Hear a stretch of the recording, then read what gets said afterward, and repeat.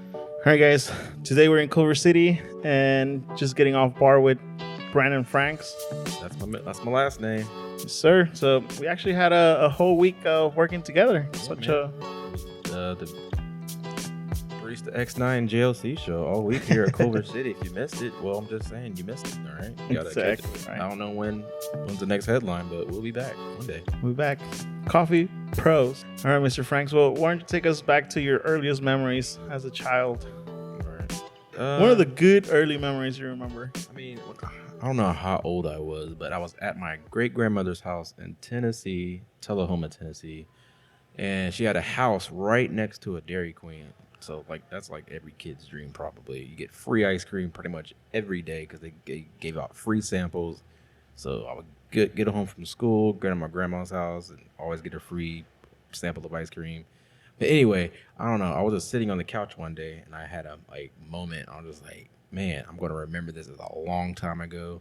I was like wearing like a red and white T-shirt, some black jeans, or some like BK Nights or something like that. And I was just sitting there. I'm like, I don't know why I remember that so vividly. I like embraced that moment. Like, man, this is when I was like, however old I was, probably 6, 7 years old. I'm just sitting here, just enjoying the moment with my grandma, my brother, my mom, my cousins, stuff like that. I just like took that moment and I told myself like, Brandon, remember this as like a forever thing. So I don't know. And I mean, you were surrounded by people that loved you, man. You were surrounded by good family, yeah. Yeah, exactly. Family and ice cream. I was living life. And where is family? Where is family from? Where are you from? From Springfield, Ohio. Shout out to Springfield, 937-45505. That's where I'm from. Also, Rachel is from the same town we're from, Southside. Got family there. Got family from Chicago. Got family that lives in Tennessee. We're from there as well. So, yeah, Midwest, is in our blood for sure. Most of the time in Ohio, went to school there. Yep, I went to what grades did I go? Elementary school, middle school, high school, and I finished like my last 2 years of high school in Tennessee. So, but yeah, I represent the Wayne Warriors. Go Warriors! Well, how is it that you made it all the way to the west side? I was my girlfriend at the time. She lives here. She's from here, and I worked at Starbucks at the time. And this is during the time when Starbucks was closing down a good number of Starbucks around the country, I believe. And my Starbucks just happened to be one of those Starbucks was going to close down. So I was already planning a trip to come out to California to visit my girlfriend, and came out here and didn't really have a reason to go back. And I really wanted to pursue my career in like post production and film, and so had the opportunity to come to LA, and I came and told my mom like, hey, I'm not coming back. She's like, she thought I was joking. I'm like, I'm not joking. I packed all my bags and left the nest, huh? Yep, December 13th, like 5 o'clock in the morning, hopped on the airplane, was here, been here about over 10 years now. So Wait, so at that time did you fly out here with your girlfriend? no, she's from here. She lived here. She went to college out here. So I just came out here. It was originally intentionally just a 2-week visit. I bought a one-way ticket and I was gonna like, all right, cool. On my way back, like in 2 weeks, when I was gonna land that day, I was gonna like buy a return ticket, but I don't know. It just felt like I don't have a job to go back to. Like, really have nothing going on there. Like, I really didn't care to live there anymore. I've been trying to figure out a way to get out. So I was like, hey, I'm just gonna stay here. So I did, moved in, me and my girl, and just stayed in LA and been out here 10 years now. Nice. We say you finished the last 2 years of high school in Tennessee. Yeah. What was the dream during high school? Dream was definitely to get out of Tennessee. It was just not my personal vibe. Just like the culture that I was really wanted to be around different cultures of different walks of life and like food and like art and music and everything. And like the part of Tennessee I was at was didn't really feed that for me. I had a few friends that were like of the same mindset and everything, but that can only go so far. And I needed to be in that environment, and what better place to be around filming than Los Angeles. So so my dream was in high school was to try to find a way to get into post production, shake some hands, meet some people, or be during production, like shooting cameras, traveling the world, and doing something that I love, and maybe be a part of something. That was my goal in life, to build a legacy for myself. Basically. Yeah, dope, man. Yeah. But after high school and then flying out here, did you ever go to college or anything related to production? Yeah, I went to art school in Atlanta, Georgia. It's called Art Institute of Atlanta. Rest in peace. I went there only for 1 year. Fortunately, I feel like that first year was kind of a waste of my time, but also like I try to think of things in life happen for a reason. So I mean, I met a lot of people there. I'm still cool with a lot of people from Atlanta or who like now they live in Los Angeles now. Just a learning experience, and so just a man, it was a really good year. I was there. I met a lot of people, so it was amazing. Atlanta's a beautiful city. I recommend anybody go and check it out. Yeah, it's one of the places I've never been, and some people have recommended. Gotta come to go, Atlanta. man. Good food. It's hot as hell though, but good food. Beautiful city. Yeah, you'll have a good time for sure. We'll talk about the food you enjoy there. Man, I didn't even get. Man, that was so long ago. It was like 10 years ago. I felt like I was like that college student who always just ate ramen noodles or made sandwiches in their house, and I was up late. And then the nightlife in Atlanta is very popular, as you guys know. Clubs don't close till like 4 or 5 o'clock in the morning, and like after that you go to the Waffle House, and like another party's going on there. So I felt like at first semester I was fine. I didn't really do anything. I just go to school and work and stuff like that. And then I was getting hanging out with my roommates a little bit too much, and staying up all night, and then like sleeping all day. But I'll only do it the days I know I don't have class, I don't have a project to work on. So but yeah, it was college is definitely a great moment in time. So yeah, had a great year in Atlanta. It was amazing. I loved it. We've been in college and stuff, and the easiest things to try and eat, like you said, is ramen noodles and the most non-expensive items. But what would you consider to be one of your favorite meals? My favorite meals, man, that's a hard one. Living in LA for the last 10 years, experiencing Mexican food has been a great joy. My son's grandmother makes incredible Mexican food. She makes amazing enchiladas, amazing tacos, abondigas, I think that's saying it right, pozole. And I really have gone a great affinity for Mexican food. I love Mexican food, so I've become somewhat of a Mexican food snob now. But definitely shout out to Sonia Arias. She is one of the greatest cooks I've ever encountered in my life. She has that super mom feel. When you eat her food, you can definitely taste the love. And I just care about food that's cooked with love and care and quality, and definitely get that with Sonia. So, but probably my favorite food, like most people, is probably pizza. But man, shout out to Howlin' Rays. I really love hot chicken from them. Man, if you guys have not been to Howlin' Rays, shameless plug for those guys, but hot chicken. I tried lines. it. I tried it, and it was really good. But man, waiting in line for 3 hours just to order. It's worth it. 3-hour line for hot fried chicken. I mean, fried chicken that's Nashville style. Man, I'm telling you. Shout out to Johnny Ray. It's definitely Shout out good. to the whole Howlin' Ray crew, man. You guys kill it every single time. You will never be disappointed. I love those guys. That's really good. What's your favorite food, Juan? My favorite food. I grew up in a Mexican household, right? My mom being from Mexican stuff. And growing up, we never really went out to eat. It was mostly home cooked meals. And like you said, it just tastes like it's made with love. And I definitely get that from a lot of those meals, and great seasoning as well. Yeah. Yeah, dude. We love our salt. I mean, like yourself, I love freaking pizza, dude. Yeah. It's like, I know Domino's is your jam. Domino's is my jam. Now you got to try Prime Pizza, man, over on Fairfax. You have definitely mentioned a lot of good options. Man, there's so many options. Like, when you grow up in the Midwest, all you have is like Pizza Hut, Domino's, and Papa John's, stuff like that. But then you encounter your little mom and pop shops. But I feel like you have in a great mass amount of selections in the bigger cities, like like Los Angeles or New York or Miami, XYZ. But yeah, there's really good pizza out here. So Prime Pizza, I would suggest. Delicious Pizza. Man, You just know where all the good stuff is, huh? I mean, I definitely will search far and wide for a good pizza. I will travel. I will drive. I will Postmate. Well, what makes a good pizza for you? What makes a good pizza, man? Just the quality of the meats.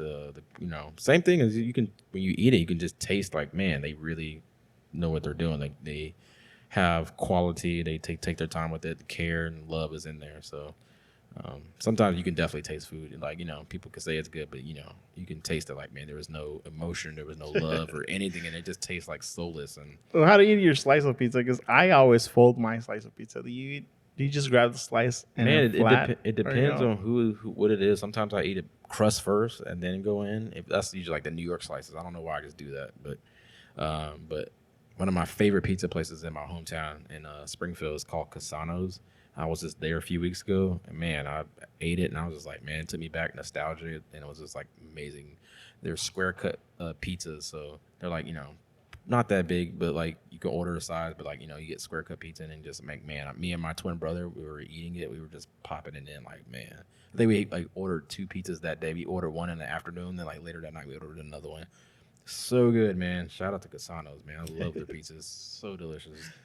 Now I want Casano's. and speaking of food, I mean, growing up with your family back home, what would you consider to be one of the most delicious meal your mom used to prep for you? Ooh, that's a good one. Probably taco salad or just like your classic like Sunday dinner. Like most African American families, like fried chicken, collard greens, or yams, and mac and cheese, cornbread. Um, so probably those two. Taco salad is like Doritos and like ground beef and cheese, sour cream, or all the accoutrements. Just basically making nachos at essentially. But it was one of my favorite meals as a kid. Like just stuck out. I was always excited for it if my mom was making it. That spaghetti was another one, big one for me that I love. My mom will make, and probably chili as well. Those are like my favorite foods my mom makes, and it's always like a good nostalgic thing. Like during like the winter seasons when it's super cold in Ohio, you need something that's thick, protein. It's got, your iron, keep your blood thick. So, you go outside and play or you get away on a school bus. And I feel like those foods did the job for like, a Midwesterner diet to keep that blood thick during those cold seasons. Because it does get cold in Ohio, believe me. I bet, dude. I bet.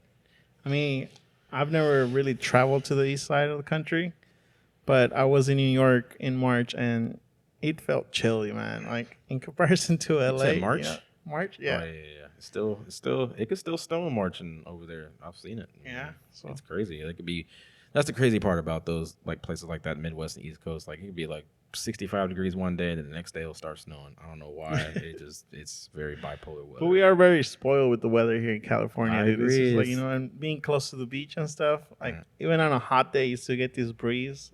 It's beautiful outside right now. I was just outside and like, man, I was like, this is perfect weather today. Like, but also sometimes I get a little like, I'm like, okay, the sunshine and the perfect weather does get kind of old. I want to see some rain. I want to see some snow. I want to see some leaves fall on the ground. I want to feel like 50 degrees weather, football weather, I call it. Like it's warm in the day, but cold in the nighttime. I low key miss that sometimes. But yeah, if you want a perfect weather year round, come to Los Angeles. They got it. We're in Ohio. Doesn't it get like pretty humid too during the hot season? If it rains, but not all the time. But mostly it's more dry heat. It's nothing too crazy. But I feel like lately it's definitely been hotter in Ohio than Los Angeles. Los Angeles has been like lately just like man, perfect 76 degrees, light breeze every single day, and then your spikes of heat here and there. But for the most part, it's mainly been pretty chill summer for us, I believe. Yeah, all right. It's been amazing. Yeah, during the time in high school and stuff, and hanging out with your friends, the homies, and all that stuff. Did you guys ever like play any sports or hang? Like, or basketball is probably like the main catalyst. I feel like Midwesterners like we don't have a lot to do out there because compared to like a place like LA, you have sport teams like the Lakers, Clippers, Dodgers, Angels, etc. Where I grew up, we don't have like an accessible amounts of professional teams like minus like the Bengals and the Indianapolis Colts. Shout out to the Colts. I'm a Colts fan. Those are like the probably closest professional teams away from where I'm from, like an hour away. But definitely like football is a big part of our Ohio's people's life. It's definitely a football state, but I didn't play. I like to play with my friends. That was a big thing we like to do. Basketball was another thing we like to do. Just always fun. Just a camaraderie. By playing sports. Sports is definitely a big thing in the Midwest. It keeps you intact. Things to do, stay out of trouble. A lot of life lessons come with sports and teamwork and camaraderie and like communication. And it just translates to like real life, and it can grow you up and make you into a man or a woman if you play sports. And it's a beautiful thing. Sports is a beautiful way to come together and have friends and family. Are you still in touch with some of those friends that you used to play with? Yeah, some of them. Some I played in like leagues with a couple guys till this day, and a couple of homies I went to high school with. Like we still play video. Like we play video games today. We play basketball. Awkward, funny enough, but we're all grown now. Some of us have kids. Some of us live in different parts of the world, and so it's amazing. So love sports. Recommend it to anybody who wants to play sports. Play sports, man. It's a beautiful thing. Well, growing up, I remember being in high school and stuff, and always either ditching school or hanging out with the homies. It's always trying something new and being adventurous. But every now and then, like either you get caught ditching or you try something that you're out of your comfort zone and getting in trouble. Do you recall any time getting in trouble with friends? Man, I was such a square in high school. I did not do anything. I was like in the mindset, like my if you remember, like the man. I forget what the dare to be different, like that campaign. I don't know why that just like scared me. So like I was like, man, I never want to do that. And just seeing other like people like my family members, some of them have gone to jail, and like I never like my goal was like to accomplish something in my life and never get in trouble, never getting like I didn't want to disappoint my dad or my mom. I wanted them to be proud of me. So I've never ditched school. Only thing I like kind of did was like I really liked middle school. I really liked to draw a lot. Like mainly like whenever I wasn't like doing schoolwork, I was drawing a lot. So what I did was I would forge one of my teacher's names so I can go to the library and like look at pictures and print them off and then like practice drawing for like hours. And we were doing me and my twin brother, another friend of mine, in middle school. We did that like almost every day during like a study hall. So we would be in study hall and then like we'll forge a teacher name to go to the library. And one day, I think the study hall teacher caught on to it, notified the teacher. Then the one day I did it, Caught. Yeah, got caught. Like, I went down to the thing, and it was like the teacher I was forging. She just happened to be at the library at the same time. I was like, oh no! Like I think they found out, and I got like had to go to Saturday. But school. even that doesn't seem like a bad thing, Like you're not even leaving school or doing something No. illegal. You're just going to the library. I know, yeah, but something. Yeah, but I think there was only like a limit amount of people who she can sign for, but it was like it was like the same 3 people every day. So, and like sometimes I didn't see her. I'm like, I don't feel like waiting for such and such. So I'm just like forge her name in there. So, but I was like doing it in like good, in good grace. I was trying to learn something. I was trying to like basically chase a goal and a dream of mine in my life. I wanted to be like an animator for like Pixar or Disney or anime, different things. Like I really love to draw. It was a fun thing for me. It was a hobby. It was just like a way to like relieve stress and keep my mind off of things and release my creative energy that I always knew I had about myself. I always knew I couldn't like work a desk job. I knew I couldn't work at a factory because I just like my stimulation. I had to create. Like that was my main thing. I wanted to create or play sports. I just wanted to, be a part of that. So. Yeah, well, having role models like you said that went to jail, like family and stuff, and choosing not to follow those footsteps. Yeah. Who would you consider to be the role models that you look up to, or that motivated you into what you're doing today? That's a good question. Probably, I hate to like say celebrities like that, but I don't feel like. I don't feel like I never really had a role model. I just feel like, I've seen like people who make those decisions, like, they wanted to do drugs, and I've seen like family members who are like really good at sports, but they chose to like choose the street life to do that, and they could have like went on and like become something better in their life, and they constantly made that decision to make like the worst choice possible. So I feel like that was the role model for me. It was like, okay, I don't want to do that, so like what can I do to better chase my dream and not become a statistic in American society for a black male to basically just like not accomplish anything. So I wanted to accomplish something in my life and wanted to have something my son or my dad or my mom could be proud of and say, that's my son. He did this, that, and the third. So just wanted to like leave my mark on the earth. That was my goal in life. Nice. But you say you were working in Starbucks that time back home, and then moved out here. Did you transfer jobs? From like Starbucks to Starbucks. Yeah. No. I used to work at Starbucks in Atlanta, Georgia, at the Lennox Mall. I was moving back to Tennessee, and I was able to transfer from Atlanta to Tennessee. Then after that, I was like, I really didn't want to work at Starbucks anymore. So I was like, moving to LA. I was like, you know what, I'm gonna like try to find something different, do something else, and um, it was a little rough, hard, but like to find something different. But like I knew I was good at coffee, so I applied at Coffee Bean and Tea Leaf on 7th and Flower. So I worked there. That's where I was comfortable at, and also feel like I was able to facilitate the hospitality need and like be creative as well, Yeah. and just have fun with my job. So Well, to my next question, I mean, how did you go about choosing to work for hospitality rather than finding some internship or working for someone that does illustration or the type of field you want to work in? just coming from a small town and have that mentality, I didn't really know how to like talk to people, and I was like labeled like the quiet kid in school. So I just don't like, I'm not like that kind of person like to go up and like talk to somebody and like put myself out there like that. Just I didn't know how to do it. Um, but I was always confident. Like if I know how to do something, I will be confident and like, okay, I can present this to this person and feel confident like I can get that job or whatever. But I didn't know like anybody in LA. I guess this is me and my girlfriend, and like I knew her family members and some of her friends. But to get into that field of like film, I didn't know how to do it. Like I didn't know who to talk to. But I felt like coffee and working in a coffee shop was a great vehicle to like meet people, and because you never know who you're gonna meet. And I feel like in Los Angeles, so. And funny enough, I was working in downtown LA, and they were shooting the movie. Man, what movie was it? It was a man. It was a movie, and I met one of the Actors? no, not an actor. He was like I think he was like the CGI or he was like he does the CGI for the movie. Yeah. And I was just chatting up with him. He was coming in like every other day, and like I just told him like, oh, I want to work in the movie scene, whatever. And he was like, oh, give me your information. We can put you on the PA spot. PA is a personal assistant, so we just do whatever they tell you to do. So I'm like, okay, cool. I've never done it before. So I gave him my information, and it was like, I got an email saying like, okay, be here on Sunday. It was the last day of outside production.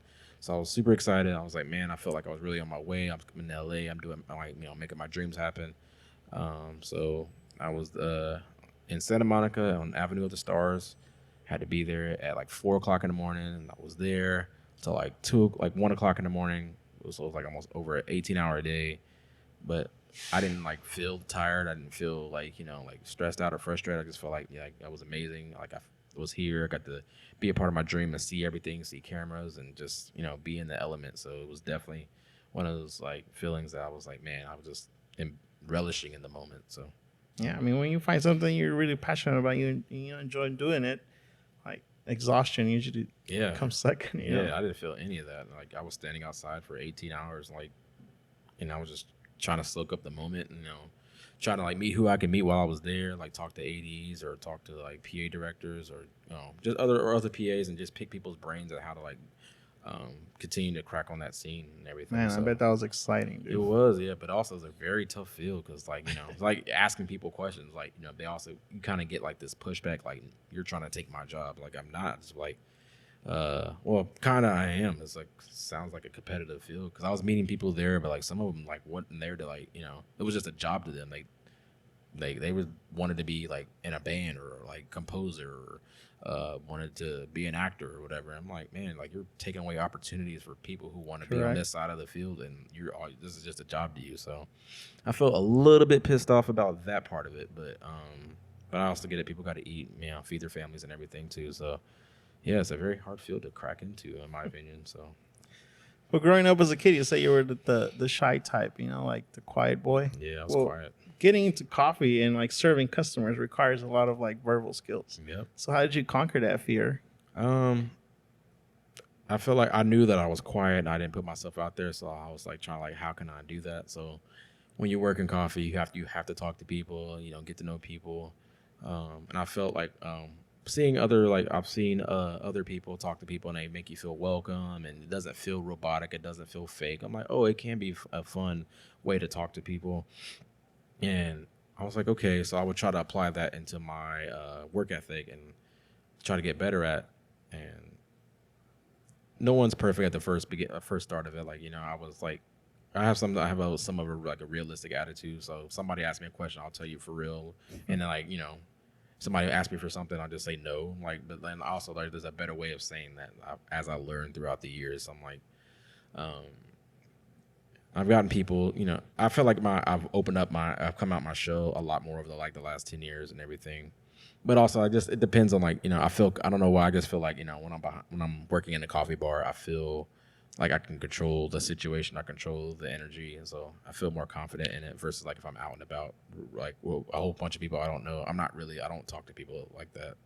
But I feel like I feel more comfortable talking to people here. Yeah, no, like, and that confidence sort of projects into like you said, when you're working on bar, because when I first met you, and it was sort of like seeing you in the environment of making coffee at a throwdown or something, the way you pour coffee, milk into the espresso, is just so like there's a piece of like there's something peaceful about watching you do it, and like even communicating to customers when I work with you in bar, it's just you project so much confidence that I would have never thought that you were like the quiet type. Oh yeah. I'm definitely whatever the introvert. Like definitely when I leave work, I literally go in my room and I lock myself in there and I don't talk to anybody. I may hop on my video game and I talk to my friends that I've known for like over like 2 decades, or whatever. I've had people say like, Brandon, you're such an extrovert. I'm like, yeah, here. I'm all about it. I'll talk to people. I'm out there, but then I go like, I'm definitely I stay in my shell kind of a person. But like I've seen like I've gone to throwdowns or see other people and they're shaking and everything. I get it because it could be a nervous thing, but I really didn't like have fun. I literally have fun with like the whole process of it. I don't think about it. I like literally I zone out. Like I close everything off. Like I don't hear anybody. So to me it's just fun. I don't like I take it serious, but I don't take it seriously, and I just like have fun with the moment. I just feel like I'm pouring just like I'm pouring every other day and just learning to get better. I'm very competitive too. I don't like to lose. I don't want to lose, but also but when I do lose, I try to take that moment and take things and learn from the moment and like, how can I get better? So, and respect to anybody who does that too. Like I said, for that communication part of it, that skill that you have developed, it just seems very chill. Like when you're having a conversation with a customer, it's like the way you express yourself to them. Sometimes it's just like, whoa, like, man, this guy is pretty cool, So, yeah, I mean, I just feel like you can't. It's hard. Like I've worked coffee shops, or I've seen people who sound and look very robotic, and then I don't know why it just pisses me off and it's annoying. It doesn't like, I don't know. It's just like you're a cookie cutter person. Like everybody's the same, and I'm like, yeah, you don't show off your personality, who you are. Like, well, this is why somebody has you here. They want you to be yourself. So I'm like, I never feel like I need to change for anybody. If I feel like I'm being changed way too much, I'll let it in it because it will lead on to me being unhappy at a job and like it doesn't feel worth it to me anymore. So I would quit or not feel like it's not right for me. I've seen people who work jobs, and I think I learned that when I was probably like, when I just moved back to Atlanta and I worked at a factory job for 30 days, and like while I was like those first like weeks, I was just like, man, this is not for me. But I was trying to like, chase the goal. Like I felt like I was probably gonna be there for for a better part of my life, and like I wanted to like have that American dream, like have a house and have a wife and kid and like acquire these things. I felt like that was the way to do it. So, but also I've also felt really, really like terrible. Like I was not happy at all. Like I dreaded going to this place. I couldn't talk to anyone. It was a big factory. It's loud, and it was just like it was like crushing my spirit and my soul as a person. So now I like vowed to myself to like never work a job that you're ever happy at. If you're unhappy, get the hell out. So my money was not the catalyst for like me, like, oh, like I don't care if like I'd rather work and make $30,000 a year and be happy versus make $250,000 a year and be miserable every single day. Because you could take that energy home to your wife, your kid, or your lady, your friends, and it's just like it permeates. Like I feel like your job is like that's temporary, but your life is what you have. Like make your life happy. So yeah. No, I myself, I am still struggling with that. Because I work for companies that they sort of have like a guideline of how you're supposed to greet the customer, make drinks, and everything. Yeah. So it's like step by step. So like you said, robotic, right? Yeah. I definitely have felt where like it's just so repetitive for me where I show up to work and I say the exact same thing I hate that. every day. I can't do it. Like, it makes me feel like, you're constricting me as a person, as like, my personality as who I am, what makes me me. There's definitely, you got to remember that you're in what we do is part of us hospitality, and you make make coffee, and I feel like there's a way to marriage those things together, but also I feel like you can marriage yourself into who you are and bring what you bring to the table that's different from somebody else. That's probably why I would probably never work for like a bigger coffee chain ever again, because I feel like they do have those guidelines, like you have to be this person.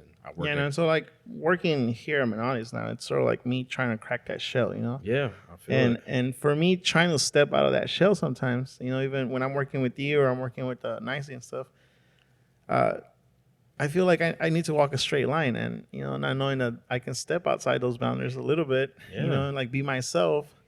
But because I'm not comfortable doing that, in my previous jobs, I feel like I'm just not comfortable here either, because it doesn't come out genuine, Because it's not like when I used to just repeat the same thing over and over again. Yeah. So it's kind of intimidating sometimes for me. I feel you. Shout out to my guy Will. I worked at Starbucks, and he made a really cool thing that just always stuck with me, and like saying like, there's other Starbucks, there's other coffee shops, in this town, but they come back for you because of who you are. Like, there's somebody who makes better coffee than you, or there's a coffee shop probably closer to their house, but they come back because they want to see you. And that always stuck with me. I'm like, does make a lot of sense, because I've had customers like over the years and say, Brandon, if you're not, if I don't see you inside, I just keep walking. I'm like, it's a flattering thing to hear, but also like to me, my professional side, I like hear, I'm like, man, we're not consistent, or we're not, because I want everybody to come back and like, man, I love this shop. I love the staff and everything. But like you say, sometimes it's not necessarily being consistent or not consistent, right? It's just more of like your personality. Yeah, exactly. It's like maybe it's not necessarily the coffee they're here for, but it's more like the conversation. Exactly. It's like to get their day started. Maybe they're in a possibly like, they work a job they hate, and like this is probably like the best part of their day is like just coming in the coffee shop and like getting that like positive energy, positive vibes. They come in here, they're hearing Snoop Dogg or Lupe, shout out to Lupe, or just whatever music that just pumps. Lupe Fiasco is like, it's my favorite artist, legit, guys. man, Lupe, legit. First and 15. Shout out to Lupe. Shout out to Chicago. Shout out to Southside. Everybody there. Like, if you guys know me, Lupe is my favorite artist. I've been to 20 plus shows. One day, hopefully I'll meet the guy, shake his hand, tell him he's great. But yeah, I'm a big Lupe fan, everybody. Big Lupe fan. And all these years working in the industry, have you ever served any celebrities or someone that really stuck with you? Yeah, man. Shout out to Ed Norton, David Beckham. Man, it's a lot. David Beckham. Where did you serve David Beckham? Man, I'm on his Instagram story at one point. Man, I mean, that guy loves Cafe Ricos and bee stings. Oh, wait, so he's been at Menottes. Yeah, he comes in all the time. He used to come in all the time. Pre-COVID, guys. Pre-COVID. But yeah, he says we're his favorite coffee shop in the whole wide world. I remember one time I asked him, like, hey, where else do you go for coffee? He's like, nowhere. Why would I want to? You guys are the best. I'm like, dang, that's what's up, fool. So yeah, he shows a lot of love to Menottes, guys. So yeah. That's awesome, dude. Yeah, he's super cool. He's probably one of the nicest celebrities I've ever met. Also made coffee for Donald Glover, aka Childish Gambino. He's a cool guy. Mandy Moore, she's just like super sweet girl. Man, LA, you never know who you're gonna meet, man. I made coffee for a lot of people. Some people are assholes, some people are cool. So I gotta confess something to you. Growing up, like I was going to school, working and stuff, so there was really never time for like TV or like music. I wasn't really into it. Like, I don't know celebrities, I don't know artists, musicians, I don't know anything. So when I started working in the hospitality business, and I came across a couple of celebrities that I did not know they were celebrities, so I kept serving them like regular customers, and so they are regular customers. They are regular customers, but like it's just more profile. I never like gave them that extra attention or like, oh, I'm gonna make everything perfect for you or be on top of everything because you're a celebrity, right? So for me, it was just like, okay, cool, And this was when I was working as a server, and so later on, I was telling my wife about like the people I served, the conversations I was having with them, and then she's like, "You know who that is, right?" And I was like, "I have no clue," but like, no clue. Yeah, because my conversations were so awesome, dude. Yeah. Like Kareem Abdul-Jabbar. You met Kareem Abdul-Jabbar? He was a regular, man. He was a where, regular. where'd you work at? Cafe Buna. Okay. He used to come and have breakfast. Dude, And we you would had have coffee. You talked to a legendary basketball player. which I did not know who he My was. God, he's a Laker No legend, dude. clue who This he guy was, is bro. God in this city, basically. After that, yeah, my wife almost smacked me, bro, because Dude, she's you're talking like, to like a person I would love to have a conversation with. That dude's got a massive amount of knowledge, wisdom. He's a great, like outside of basketball. He's a very educated man. but that's the other thing that every time like people will approach him, and the reason why I sort of like started questioning who he was or why do people talk to him a lot is because everybody wanted a picture with him, right? Yeah. And then he was in the moment of like, this is my time. I want to get my breakfast, and then say no to everybody else. Yeah. So, but I didn't know who he was. So that's when I started questioning, like, who are you? I didn't ask him personally, Yeah. but I did tell my wife, like, there's this dude, like everybody wants to take a picture with him, this and that. And she's like, how does he look like? And I was like, well, this tall dude, he's a little older. And so like, I was trying to like mention things like, I think he plays basketball or something. So she started looking up pictures and stuff. And then she showed me one and it was him. And I was like, yeah, that's him. And she's like, oh my God, how can you not know who that is? Yeah, man. You live in LA. That's one of the like Laker legends, man. Yeah. I mean, but in the same heat of celebrities or people of that nature, they appreciate it when you treat them like a regular a regular person. I mean, I never had a conversation with him about basketball. Yeah. And trust me, they don't want to have like sometimes they want to break away from that. Like they don't want to talk about basketball 24/7 or talk about like, whatever movie they're on or that music they made. They don't want to talk about it. They just want to be. They are still normal people. I remember when I met T.I. once in Atlanta. He used to come to my Starbucks, and I was like low key starstruck by it because it's like one of the first celebrities I kind of met before, and I like just have a brief conversation with. And I remember one time a girl was like waiting, like he ordered his drink and he was like off to the side. Like a few minutes later, a girl walked up. She ordered her drink. She turned around. She saw T.I. and she just started crying and shaking. I was like, whoa. And then he comforted her. Basically, I gave her drink. She walked away. And he was like, man, I hate that shit. I don't know what they're going to do. I don't know if they're going to like hug me or kill me or stab me. I was like, I thought that was funny. But then like I also took it in that moment. I'm like, I get it because T.I., he was a really cool guy, super down to earth. And like he acts like a regular person, whatever that means to me. But like, I feel like when a celebrity, when you treat them like just like a regular person, respect them for who they are, and just they like that. They respect that 10 times more if you just like putting the phone in their face or asking for an autograph. And just sometimes it's if you see them and like you say hi, just enjoy that moment what just happened. Like that's it. Exactly. But, like I said, for me it was more of like accidental because like I didn't know who they were. And I feel it. Like Pink, I served Pink and like her whole family, and it's just like I treated them like my family. Yeah. Then like they mostly came by who? Don Cheeto. Mostly, I think Most Def? No, it's Sugar Shane Mosley. Sugar Shane Mosley. Okay, yeah. got you. Boxer, yeah. The boxer, yeah. So yeah, Don Cheeto. Then there's I don't know his name, but he's like one of the guys from American Pie. Okay. But yeah, there's so many people, especially leaving the marina. Then what's his name? Oh, Miguel.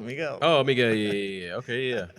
Miguel, he's cool. I've seen him. Yeah, he's cool. He comes to Townhouse pretty regularly. Like I said, dude, I didn't even know who he was. Like yeah. And like he started talking to me and started saying primo, so it's like primo, hey, ¿qué onda, primo? Like greeting him as primo, and like I didn't know who he was. So I was like, he's half black, half Guatemalan, I believe. Yeah. Sorry if I'm wrong, but yeah, I think he's from Inglewood area, I believe. So he's a Los Angeles native. So yeah, I respect when like celebrities are just cool and not like standoffish or feel like they're too good to talk to you. Like treat people with respect. I'm all about that. Like treat people like I'm a human too. So that's as long as like you get respect if you show respect. I'm all about that. So, but also I get it. If you don't want to talk, like also I don't want to talk to you. So hey, I'm gonna treat you like I'm a big believer in treat somebody how you want to be treated. So if you treat somebody with respect, you're gonna get it right back. So yeah, big believer in that. And so you were talking about Lupe Fiasco being your one of your favorite artists. Yeah. So working on bar, what would you consider to be your your top playlist. My top playlist, definitely Lupe Fiasco's "The Cool," his second record, came out 2007. It's one of my favorite all-time records. But if I'm on bar, depending on the day, I like to usually start off with something slow. So I'll maybe go with King, or I go with some Robert Glasper or Terrace Martin. I'll just kind of ease into the day. Then probably as it ramps up a little bit, I'll go something a little bit more higher BPM. So I may go with some hip hop and rap like Clips or Kid Cudi, Kanye, Logic, Nipsey Hussle. Then just kind of ride out throughout the day. But also like as working at Manades, and we only play vinyl here pre-COVID. So listen to Tame Impala, listen to just all kinds of music, like funk music. I've grown for a great appreciation for like funk music. Just and like all kinds of music, but I mean, sometimes I don't know what I'm listening to, and I'm just like I naturally enjoy it.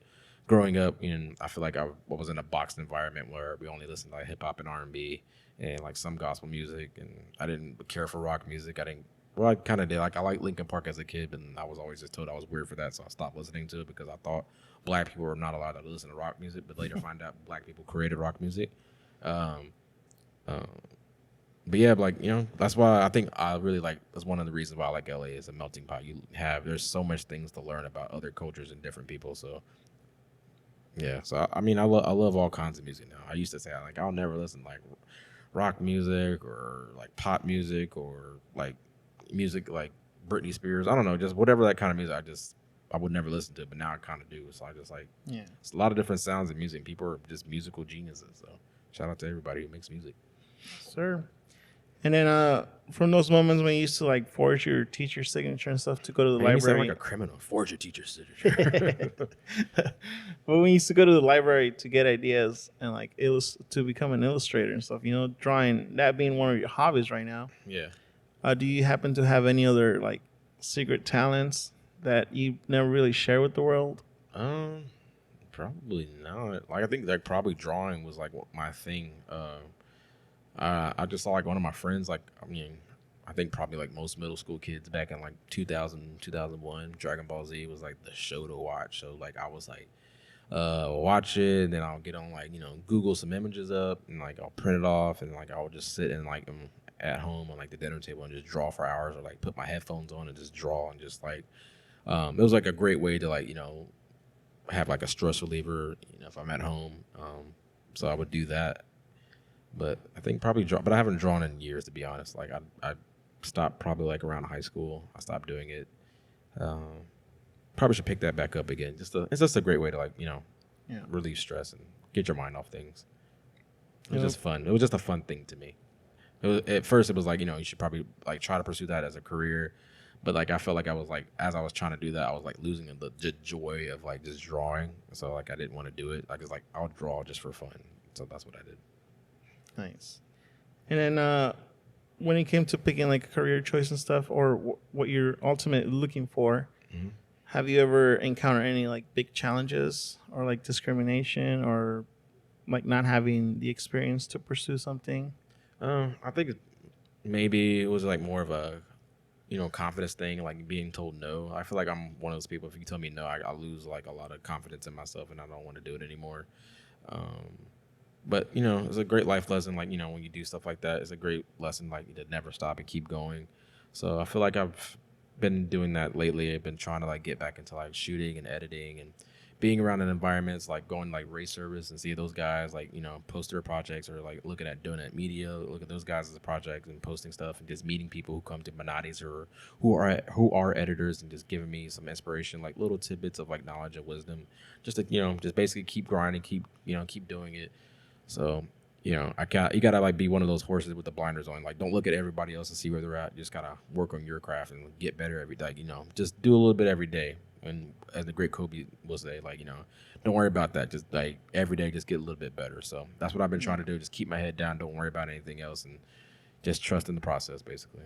No, you're right. I mean, I feel like that's one of the things that holds a lot of people back.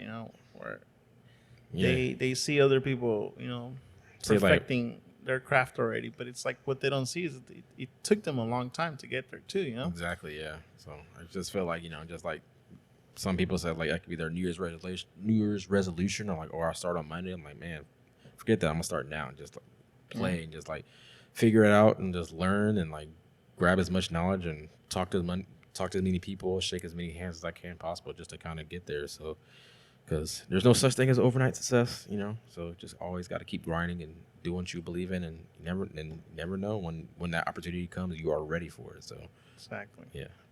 Yeah, like you say, you never know if you're gonna be serving coffee to the next big producer who's gonna need You're right, man. You never all know. hands on deck. So you're like, hey, I'm available. Yeah, you never know. So, if I'm like, just doing like just like little, videos for Menates, and I'm just like practicing and editing, you never know. Like I put it on the channel, somebody say, hey, who did that? And then like, hey, can you do this for me?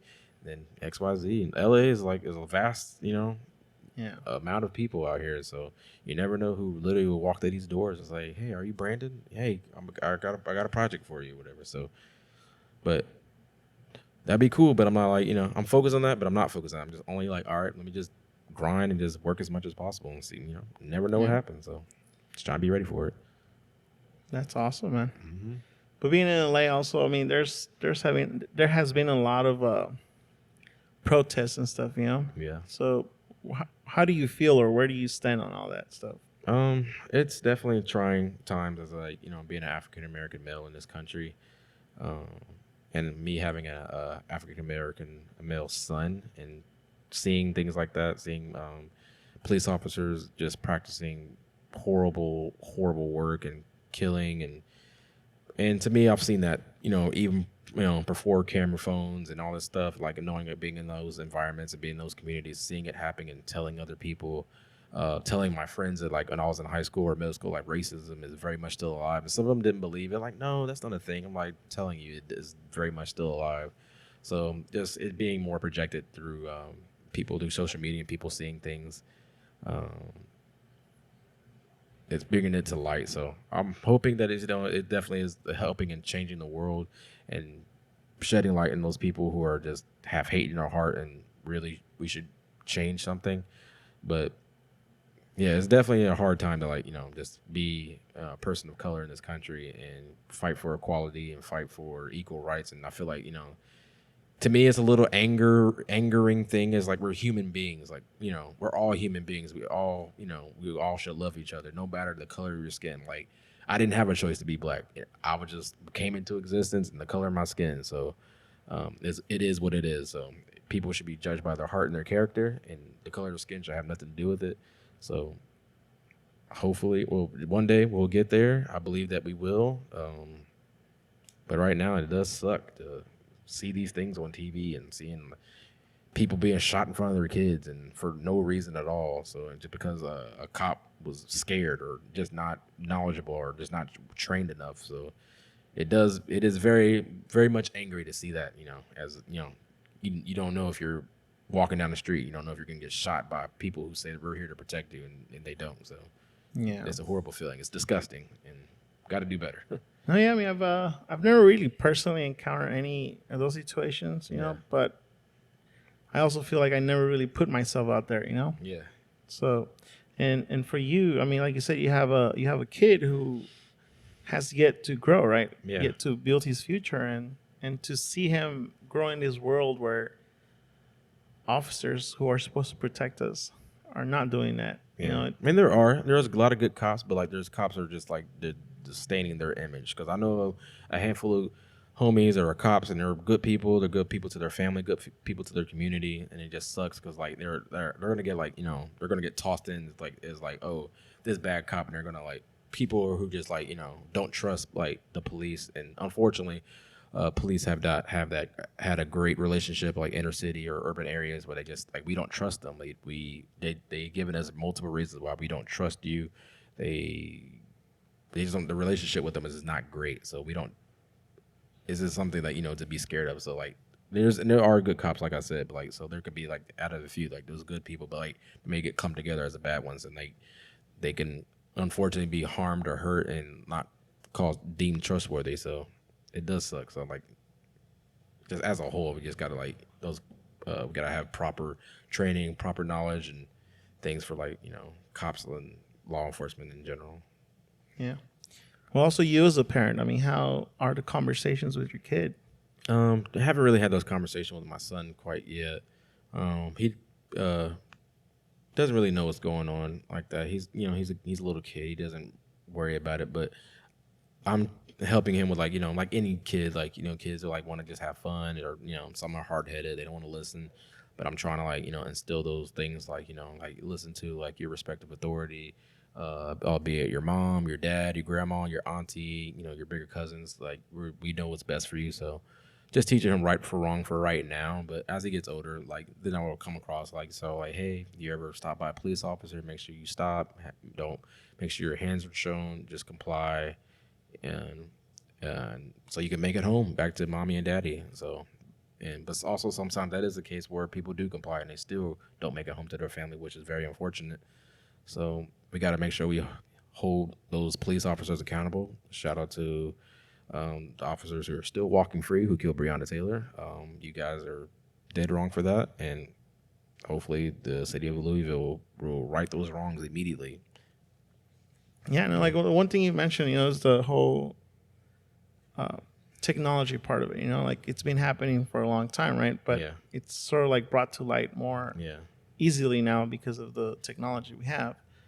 But I feel like a lot of these officers are also acting this way because of the influence they've had growing up as a child. It's sort of like if they see color is because their parents sort of like taught them that. Like, Yeah, this definitely. way, Hate is definitely taught. Like, you can, you've seen, like, I've had a lot of, like, friends of different colors and ethnicities growing up, and then as it get older, you see, like, it kind of separates a little bit because the people are surrounded by ignorant people, and it's very unfortunate. Like, people just hold on to, like, these instances, like maybe they had in their life or being raised to be ignorant, and it's very unfortunate. Like, just I wish, like, people just do better. Like, just like I said, just judge a person by the character and their heart, and to love each other, and feel like we can have a way, way, way better world for everybody to live in, to make it safer for everybody. Yeah. With all these people going out to march and protest, demanding change, Yeah. what is the one thing you want to see change? Definitely I want to see change in, like, communities where they're underserved, like, places like they have food desert. Like, only thing you see is just, like, fast food and liquor stores and gun stores and drugs written and everything. And when you go to a nicer part of town in any parts of America, you see it's clean. You see there's, like, other options, like, for healthier food options, or neighborhoods where it's safe to walk at night. So I think that should be accessible to every place in America. So, but also I'm realistic. There's going to be crime everywhere. It doesn't really matter. But, like, also, like, you can definitely see in different parts of, you know, cities. Like, if you go to South LA, where I used to live, off of 46 and Broadway, there's literally a ring. I feel like I will, like, search for, like, healthy food spots, and there's literally a pocket. Like, there's, like, right where I'm at, there's nothing there. Like, if you want to go to a Whole Foods or a healthy store, you have to go all the way downtown, or you have to go all the way to, like, mid city. But there's places that are starting to do that now, like Supermarket. I think it's in Lamart Park. They're bringing stuff like that to light, so it gives, like, people in those neighborhoods, like, options to, like, have farmers markets, and which just realized there's really no farmers markets, like, in South Correct. Central. Yeah, You no, have to I go, mean, like, you have to travel to go to those places. we do see that here in LA, right? Because like you have Santa Monica, you have Manhattan Beach, which is like a completely different city, right? Yeah. So like even during the protests and all the vandalism that was happening in Santa Monica, I don't think people ever thought that was ever going to happen in Santa Monica because of that. Like it's so gentrified, and like certain particular people live there, and like that should never happen there. So when that did happen, like they were just like, what just happened? And Yeah, it kind of, like, wakes people up in that side of town who live in, like, that suburbia kind of vibe where, like, all these people have, are well off. They live in nice areas that have, they got their Starbucks on their corner. They got their Whole Foods around the corner. They have all these things, like a cushion life, but, I'm sure they worked hard for it, or, maybe they didn't. I'm not, however that went about it, but it definitely should bring, like, say, hey, these issues and problems, and, like, these, your people you work next to, ride the bus next to, drive next to, eat next to, that have real issues and problems. So hopefully, like, saying, like, hey, these are real things. Like, there should be better education, better resources for teachers, better food options. We want to have our, people who have kids, they want to make sure they give their kids the best possible things in life, so they can have a better future than maybe they had, and hopefully they can extend that so everybody has a good life. So. Yeah. And I mean, ultimately, that's what every parent wants. For their everybody kids. they want the best And for their child. My parents migrated from Mexico to here just because of that. Like they wanted the best for their kids. Yeah. So yeah. But with COVID and everything happening, how are you dealing with school and your son? It's definitely challenging. COVID has definitely changed the landscape of like schools in Los Angeles. Kids have to be on online classes, and being that my son, he's on the spectrum, he's definitely is definitely missing out on the resources that he does need to help his development, and so he can have the most advantageous life for himself. And it's kind of like disheartening seeing like some people who just refuse to wear a mask. And I try to. I'm a person who likes to listen to all both sides of the story. I'm just not a one-sided person. I understand why people don't. I understand why people want that. But if it's like ultimately the goal is to like basically to get rid of this disease in this city, but being that Los Angeles has a very high case number, it affects when people say I don't want to do it. Like it's very, in my opinion, it's a very Los Angeles way of thinking, like very self-centered. Yeah. You're thinking about yourself at this moment. You're not thinking about people are losing their jobs. There's millions of people who don't have jobs right now. People are moving. I've seen a lot of my friends are moving back to the East Coast or moving back home because they lost their job and they can't find a job and they can't sustain themselves because our country refuses to basically show proper leadership and do right by their people and help them out. But they can somehow create the money and funds to bail out billionaire corporations, but they won't help the people. They have ways of having money to build another bomb, but they won't help in homelessness and in hunger in this country. We have plenty of resources to make sure that happens. And well, like you say, a lot of these people that don't listen or follow certain guidelines, it's because I feel like they've never really struggled. Exactly. Yeah. It's like it's always been handed to them. Where exactly. It's like, yeah. Mommy has money, mom or daddy is gonna bail me out and stuff. So they never really went through a phase in their life where they're like, oh shit, I gotta get my shit together. Yeah. So they've always had it, and no knock on them, those kids or those people that have always had it. Their parents were able to put their kids into a position where they can, focus on strictly them and chase their goals and not have to worry about, how can I pay rent or eat this week or get gas in my car, or even have have that money and funds that they can just solely strictly focus on their goals in life. Some people want to do they can do the same thing, but maybe they have to I have to take care of my kid or my mom or my brother. I have to, they have to extend their outside of their lives, and a lot of unfortunate things may happen. Variables that happen in their life that may deter them or make it take longer. So yeah, and in my family, also the actual financial status too. The actual pay or the amount of money they bring home. Yeah, it's not always the same as someone who was born here or had more education in my family, So there was always prioritization on whether we were gonna eat steak that day or just beans and rice, So, yeah. But it's always been that struggle of the financial stability, Yeah, I feel like there's definitely a plan in place for certain areas and neighborhoods where they don't teach you certain things better be financially put yourself in a better situation in the future or for your future generations, which is unfortunate, because I feel like everybody in America wants to chase that quintessential American dream where they can provide for their families and live a good life and be quote unquote free. So unfortunately, in certain neighborhoods where freedom is not such a luxury or a quality, you're not you're said you're free, but you're really not free. You're being trained to be and eventually you're supposed to work for this fact. So I feel like it's a Midwestern mentality. You grow up, you see your parents work at a factory, and then you're going to work at a factory, and that's how you're going to live your life. So, and just to survive and not really have like a ultimized dream. Like you feel like you have a dream when you're a kid, and then you feel like later in life you're like, that's for kids. You need to, you know, become a quote unquote man or a quote unquote woman and do what you have to do.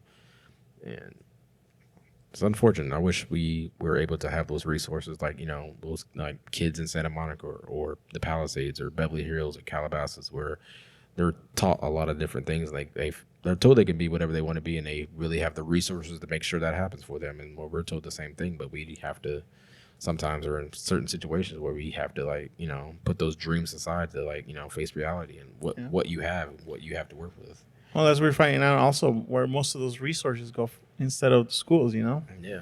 Which is like, why do police need that much money? Man, crazy. Like, you know, why do you need a freaking, like, why do y'all need chargers for cars? Like, I want a charger. Can I get one? Man, like, I have amazing cars. Yeah, but it's just like when you see the graphs of like the amount of money that goes to police, you know, versus schools. Yeah, it's which is insane. It is, man. Like, you know, teachers definitely need to be paid a lot more. These people are here to make sure your child gets the proper education, and we should be giving them the proper tools and resources they need. And I feel like, you know, police departments like LA, I forget like the number, but I saw like the chart. It was they had like, I think it's like billions of dollars they get to fund the police departments. I'm like, man, y'all couldn't give them like, man, like just like 20% of that to schools. Like, you know, I've seen school, like I went to a middle school where we had books that were like from where my grandpa went there. Like, man, this book is old. This book is older than me. Like, this has been here. Well, I don't know if you remember in school also when you had to like check out a book or everything, you have to put your name. Yeah. You know, in the like little card they had on this like the front book of it. Part of it. Yeah, I remember that. Yeah, and like you see all this signatures from like years, you know, back. Yeah, I was like, man, it's like, whoa, 1976, man. That's crazy. Yeah, dude. Well, Mr. Franks, I really appreciate having this conversation with you, man. Thank you, sir. You know, Coffee and Friends. Yeah, you guys tune in. Love it, man. Appreciate it. I love what you're doing. I'm hoping to start my own podcast. Yeah, dude. You know, I got it going.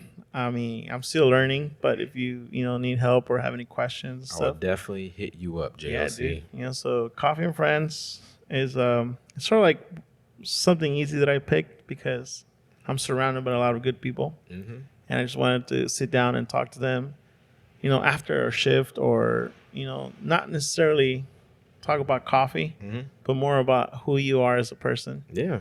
I mean, definitely, we are definitely people behind the bar. Like, I've had people, it's like, oh my gosh, I've never seen the other half of your body. I'm like, that's crazy, right? I know, I'm a whole person. Or like, they say, like, you look so different outside of your uniform or without an apron. Like, I know, right? It's crazy.